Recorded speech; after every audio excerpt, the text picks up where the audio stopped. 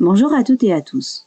Dans la vidéo précédente, nous avons vu comment concevoir l'introduction d'un bullet journal avec les pages importantes et les pages facultatives. Je vous remets le résultat final. Dans cette vidéo, nous allons aborder la suite avec les pages mensuelles et hebdomadaires.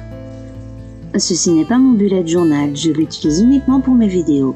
Cela me permet de vous donner un maximum d'astuces et de ne pas vous montrer mes informations personnelles. C'est pour cela que certaines pages sont vides. Pour gagner du temps, j'ai utilisé un modèle de bullet journal déjà fait disponible sur mon site internet et ma tête se libère. J'ai décoré les pages avec des tampons transparents rapides et faciles à utiliser. Seul le coloriage est un peu lent. Les tampons vous permettent de mettre de la vie et de la couleur, mais ce n'est pas indispensable. Le bullet journal est avant tout un outil d'organisation qui vous permet de mieux gérer votre emploi du temps afin de libérer votre charge mentale. Nous allons à présent voir comment établir les pages mensuelles. Sur la première page, je note uniquement le mois en question et la structure du mois. S'il y a un jour férié, je le mets en évidence en le surlignant. Je le fais également pour mes vacances si j'ai la chance de pouvoir en prendre. Je prends 2 pages pour le visuel du mois en notant les week-ends sur la page de droite. Cela me permet d'avoir une vision plus rapide et plus claire. J'y note uniquement mes rendez-vous et mes événements pour mieux les répartir et équilibrer mes semaines. Je note ensuite les tâches importantes que je dois faire dans le mois. Concernant les objectifs, j'essaie de ne pas en mettre trop afin qu'ils soient réalisables et afin de ne pas me décourager ou me sentir noyé. Le nombre d'objectifs que je mets dans le mois va dépendre de ma charge de travail de base et de la durée estimée de chaque objectif. Tenir un bullet journal doit vous permettre d'améliorer au fil des mois votre organisation et de planifier vos tâches et objectifs sur la durée. Votre bullet journal ne doit en aucun cas devenir un outil de pression, mais vous aider à optimiser votre temps. Il est donc très important d'équilibrer et de prioriser vos tâches. Pour terminer, je note dans ma to-do list les tâches impératives que je dois faire dans le mois et éventuellement des tâches que je me fixe et que je pense réalisables. Il ne s'agit pas non plus de s'épuiser. Si à la fin du mois vous avez effectué vos tâches et objectifs importants et urgents, vous pouvez vous féliciter. Ne vous découragez pas si vous n'avez pas réussi à tout réaliser. Reportez ce que vous n'avez pas pu faire sur le mois suivant et soyez indulgent et bienveillant avec vous-même. L'essentiel est d'avancer à votre rythme et de savoir où vous en êtes. La dernière page me permet de noter les choses importantes qui arrivent au fur et à mesure du mois et que je ne veux pas oublier. J'y note souvent les informations lors de certaines conversations téléphoniques que je dois traiter après avoir raccroché. Si vous n'avez rien de spécial à y noter, vous pouvez coller des photos, des souvenirs ou noter des événements positifs qui vous sont arrivés. Mon agenda hebdomadaire commence par la page des tâches remises à plus tard. C'est une de mes pages préférées. Nous notons tous des tâches que nous ne traitons pas dans la semaine et qui disparaissent en tournant les pages. Il arrive également que nous les abandonnions à cause d'un emploi du temps trop chargé. Si je n'arrive pas à faire quelque chose qui me tient à cœur mais qui ne soit ni important ni urgent, je le note sur cette page pour y revenir quand j'ai un peu plus de temps. Il existe de nombreuses mises en page possibles pour les pages hebdomadaires. Des pages datées ou non datées, des versions to-do list ou liste de courses si vous souhaitez planifier vos repas. À vous de trouver ce qui vous correspond le mieux et vous fait gagner un maximum de temps. La disposition des jours demande également un peu de réflexion. C'est à vous de voir ce qui vous convient le mieux au fur et à mesure des semaines. Tous les exemples et d'autres pages sont disponibles sur mon site internet et ma tête se libère.fr. De façon générale, un bullet journal déjà daté vous fera gagner du temps. J'utilise une semaine sur 2 pages pour une meilleure visualisation et pour avoir la place de tout y noter. Je commence toujours par noter mes rendez-vous et mes tâches importantes. Je surligne mes rendez-vous au stabilo pour les mettre en évidence et je note mes tâches professionnelles avec une date butoir d'une couleur différente pour une visualisation rapide. Je sais que ce qui est en stabilo et en violet dans mon cas ne peut pas être décalé. Je complète ensuite ma to-do list avec des tâches que je peux traiter quel que soit le moment de la semaine ou des tâches qui nécessitent plus d'1 jour à être traitées.